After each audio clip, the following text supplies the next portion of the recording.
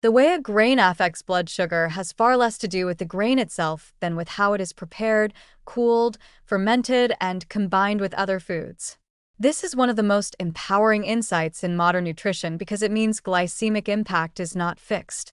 Rice does not automatically spike blood sugar, bread is not inherently problematic, and corn is not destined to behave the same way in every form. Preparation reshapes how quickly starch becomes glucose, how fast it enters the bloodstream, and how the body responds hormonally after meal. At the core of glycemic impact is starch structure. When grains are cooked with heat and moisture, starch granules gelatinize, becoming more accessible to digestive enzymes. Freshly boiled white rice is a classic example. Its starch is fully gelatinized, soft, and rapidly digestible, which often translates into a higher glycemic index and a faster rise in blood glucose. This is not inherently negative. It can be useful for rapid energy needs. However, for everyday meals, this speed can lead to sharper glucose peaks followed by quicker drops in energy and hunger. Cooling cooked rice changes this dynamic in a remarkably positive way. As rice cools, some of the gelatinized starch reorganizes into resistant starch, a form that resists digestion in the small intestine. When this cooled rice is eaten or gently reheated later, blood sugar rises more slowly and to a lower peak.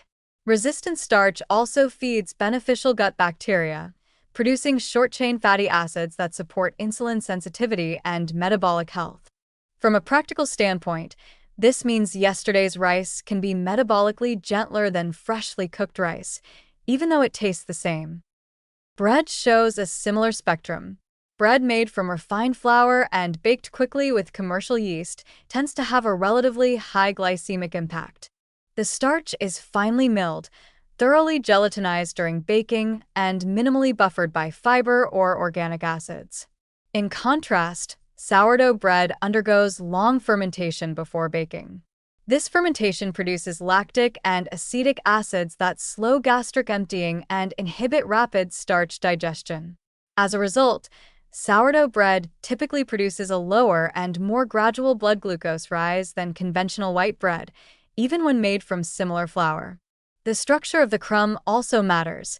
Denser, chewier breads digest more slowly than soft, airy loaves. Corn tortillas provide another instructive example. Tortillas made from nixtamalized corn tend to have a lower glycemic impact than many wheat-based breads or untreated corn products. Nixtamalization alters starch and protein structure, improves mineral availability, and creates a matrix that slows digestion. When tortillas are eaten with beans, vegetables, or fat such as avocado, their glycemic effect becomes even more moderate. This helps explain why traditional corn-based diets, when prepared properly, supported metabolic health despite high carbohydrate intake. Comparisons across these foods consistently show a pattern rather than a hierarchy. Fresh boiled rice often produces the fastest glucose rise. Cooled or reheated rice produces a slower response. Commercial white bread tends to raise glucose more quickly than sourdough bread. Corn tortillas, especially when nixtamalized and paired with legumes, often sit at the lower end of the glycemic spectrum for grain-based foods. The takeaway is not to avoid certain grains, but to understand how preparation shifts their behavior. Home testing can make this concept tangible. Some people use continuous glucose monitors and notice clear differences when they eat the same grain prepared in different ways. A bowl of freshly cooked rice eaten alone may produce a sharp spike, while the same rice cooled overnight, reheated, and eaten with eggs or vegetables produces a flatter curve. Even without a monitor, simple post-meal checks can be revealing. Paying attention to how energy, hunger, and mental clarity feel 1 to 2 hours after eating often correlates well with blood sugar stability. Rapid hunger, sleepiness, or cravings usually signal a faster glucose rise and fall. A simple step-by-step approach can help home cooks lower glycemic impact consistently. First, cook grains thoroughly, but avoid excessive overcooking that turns them into uniform paste. Second, Allow grains like rice, potatoes, or pasta to cool fully before storage, then reheat gently. Third, always add protein and fat to grain-based meals. Even small amounts of oil, nuts, eggs, yogurt, fish, or legumes significantly slow starch digestion. Fourth, consider acidity.